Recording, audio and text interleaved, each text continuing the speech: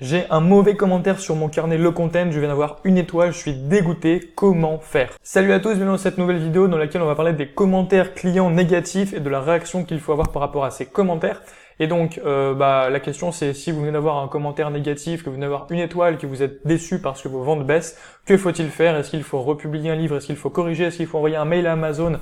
Comment, en termes de mindset et en termes d'action, se positionner par rapport à ça? Et donc, je vais vous donner mon point de vue dans cette vidéo. Alors, pour essayer d'apporter au maximum de valeur dans cette vidéo et de ne pas dire des banalités, j'ai essayé de regrouper en fait les commentaires en 3 types de commentaires. Il y a les premiers commentaires clients sur lesquels vous ne pouvez absolument rien faire. Vous avez des commentaires où la personne se plaint de quelque chose qui n'est pas en votre pouvoir, comme on va le voir. Les deuxièmes commentaires, ce sont des commentaires sur des choses qui vous sont reprochées dont vous n'êtes pas responsable, mais vous pouvez agir dessus, par exemple, en envoyant un mail à Amazon. Enfin, en tout cas, le commentaire a été fait sur quelque chose dont vous n'êtes pas responsable et vous voulez corriger, vous voulez avoir un petit peu de justice. Et les troisièmes commentaires, c'est tout simplement des commentaires de clients qui se plaignent parce que vos produits sont mauvais ou qu'un élément n'est pas adapté. Et du coup, dans ce cas-là, il faut remettre en question et c'est de votre responsabilité de prendre en compte ce commentaire. Alors là, on se met sur Amazon.com sur un t-shirt. C'est un de mes produits, mais ce n'est pas du Le Content du coup. Mais en fait, l'exemple fonctionne tout à fait. Donc, comme vous le savez peut-être avant, j'ai fait de la vente de t-shirts sur Merch by Amazon. Et toute cette histoire de commentaires, c'est encore plus valable sur Amazon.com parce que, en termes de t-shirt, parce qu'il y a souvent des commentaires clients négatifs. Et donc, c'est très bien pour illustrer ça. Alors là, c'est un t-shirt pour les camionneurs, donc The Best Truckers Drive Tankers. Donc, ok, peu importe, on s'en fout. Voilà, là, je peux vous montrer que j'ai un commentaire client où la personne me dit, donc elle m'a mis une étoile. Elle dit que ça a été donné comme un cadeau et que en fait le mari n'a pas apprécié le cadeau et elle me met une étoile pour ça. Qu'est-ce que je peux y faire moi? Elle a acheté le t-shirt, apparemment il est bien, il est arrivé chez elle, il est de bonne qualité, le design est joli, mais ça plaît pas au mari. Moi je peux absolument rien faire là-dessus. Donc quand on a quelque chose comme ça, malheureusement cette personne n'est pas hyper intelligente, elle s'est pas dit que en fait une étoile c'est juste parce qu'elle a mal fait son cadeau, elle a rejeté la faute sur le vendeur n'y peut rien, mais bon c'est comme ça, vous avez un petit pourcentage de clients qui sont des râleurs et vous pouvez pas faire autrement. Quand vous avez un commentaire comme ça, eh bien vous passez à la suite, de toute façon on peut rien y faire, c'est pénible mais c'est comme ça. Là je vous prends un deuxième exemple d'un carnet que j'ai trouvé sur Amazon.com. Ici on est sur une étoile sur 5 et ici le commentaire a été mis parce que la personne se plaint d'un problème de logistique d'Amazon. Donc là sur cet exemple on n'est pas responsable encore une fois, mais on peut se plaindre. Pourquoi? Parce que c'est pas notre faute. Avant la personne a acheté en tant que cadeau, ça ne l'a pas plu. Si on dit à Amazon par mail qu'on n'est pas content parce que la personne s'est plaint alors qu'on n'est pas responsable, Amazon c'est pas leur problème. Par contre si c'est quelque chose qui est d'ordre de la logistique, ça c'est le problème d'Amazon, c'est les prestataires d'Amazon, c'est UPS, c'est la livraison. Donc là on peut se plaindre parce que nous clairement on a un manque à gagner avec ça. Donc là on a une personne qui dit que le produit est arrivé corné et c'est bien dommage parce que probablement qu'il plaisait à la personne.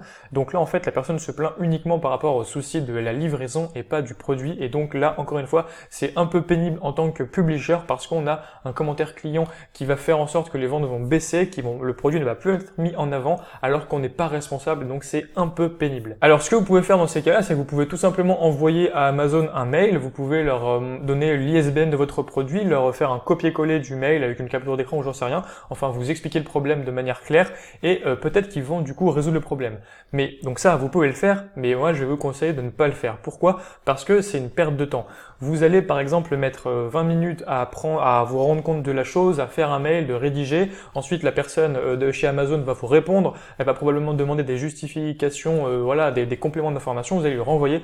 Vous allez perdre du temps. Au final, ça va facilement prendre 1 heure. Et en 1 heure, vous voyez, vous pouvez créer un nouveau carnet et tout simplement vendre un carnet supplémentaire.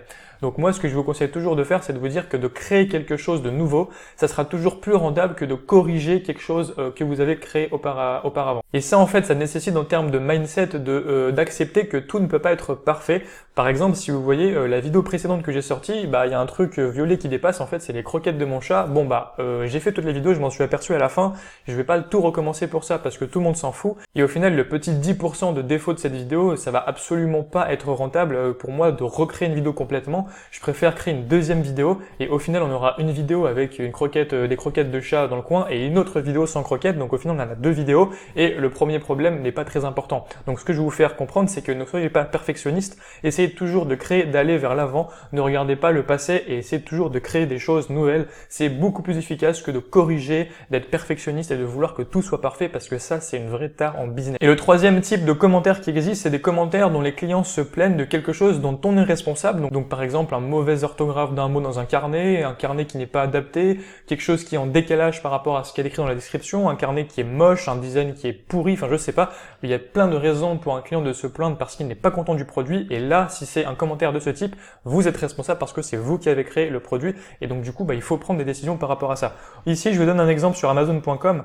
on a un carnet, donc j'ai déjà pris cet exemple dans une vidéo précédente, je sais pas si vous l'avez vu, c'est j'étais surpris de voir l'intérieur blanc, je pensais qu'il y avait des lignes ou autre. Et en fait, la personne ici, elle a fait un carnet qui est tout blanc, et donc en plus elle l'écrit dans sa description, donc c'est pas mensonger, mais c'est un carnet qui est blanc. Donc là, comment réagir par rapport à ça? Eh bien tout simplement vous vous dites, les personnes, donc là ici c'est un carnet de musique pour les guitaristes, les personnes qui cherchent ce carnet, elles cherchent des lignes pour écrire des notes, et elles cherchent aussi des portées ou des tablatures pour écrire des accords ou des notes de musique.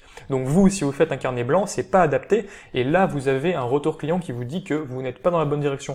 Donc vous rectifiez le tir, alors soit vous actualisez l'intérieur de ce carnet, ou alors vous en publiez un autre, ce que je vous conseille de faire, pour vous remettre en question, et ça c'est un feedback qui est très utile, qui a une bonne valeur ajoutée, et donc utilisez-le à votre avantage pour faire mieux par la suite. Donc voilà, si on résume cette vidéo, il y a les commentaires sur lesquels vous n'êtes absolument pas responsable, et y compris Amazon n'est pas responsable, donc le premier client qui se plaint que le carnet n'est pas adapté, que le livre, le t-shirt n'est pas adapté parce que ça n'a pas plu au mari, ça on s'en fout, on passe, de toute façon on peut rien y faire, il y a des clients qui sont un peu relous, et ça sera pareil dans toutes les industries. Le deuxième type de commentaires, c'est des commentaires dont vous n'êtes pas responsable en tant que publisher, mais un tiers est responsable, donc ça peut être la livraison, ça peut être Amazon, ça peut être plein de choses.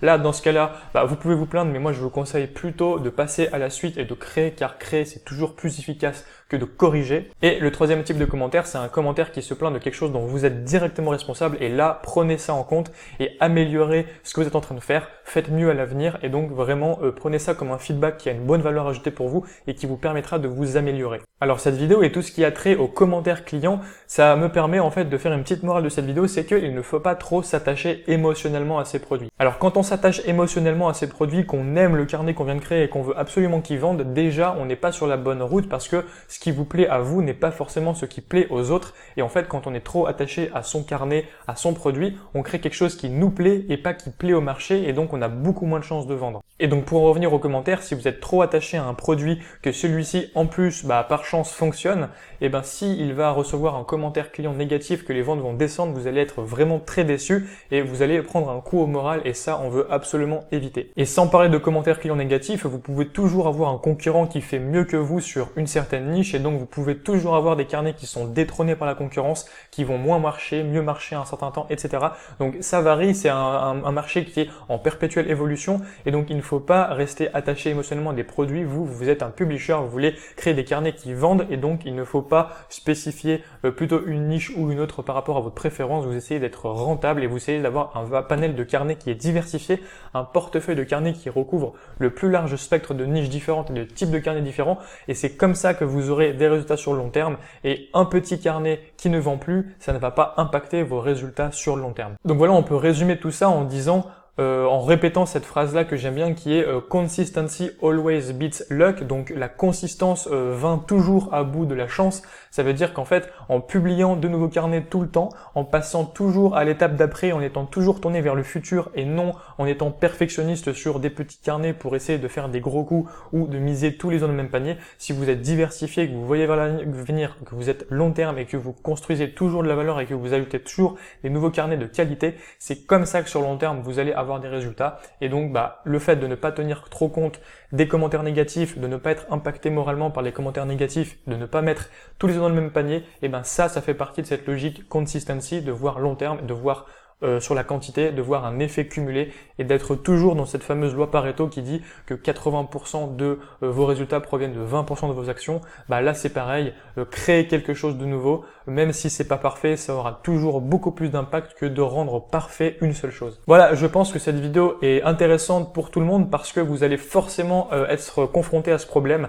Un de vos carnets qui vend bien, que vous aimez bien, va recevoir un commentaire qui ne vous plaît pas, et ça, vous allez forcément y être confronté tôt ou tard, et donc j'aimerais que vous soyez dans la bonne optique d'esprit, dans le bon état d'esprit pour résoudre ce problème, et donc voilà, c'était mes conseils pour faire face aux mauvais commentaires clients. Voilà, j'espère que cette vidéo vous aura plu, je vous dis à bientôt pour de prochaines vidéos. D'ici là, je continue à uploader mes carnets comme d'habitude, j'espère que vous allez faire de même. Je vous dis à bientôt, et salut, ciao.